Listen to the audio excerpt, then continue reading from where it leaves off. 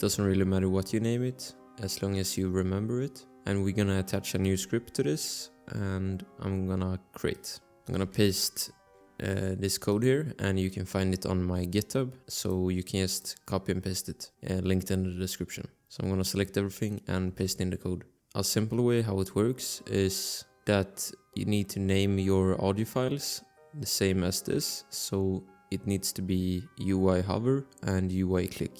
It also needs to be in the location, so here you see they are not in this location because this is from my other project. So right now they're just in the root, so I'm gonna copy the path and select this, remove it and paste the other path. They also need to be the same file format.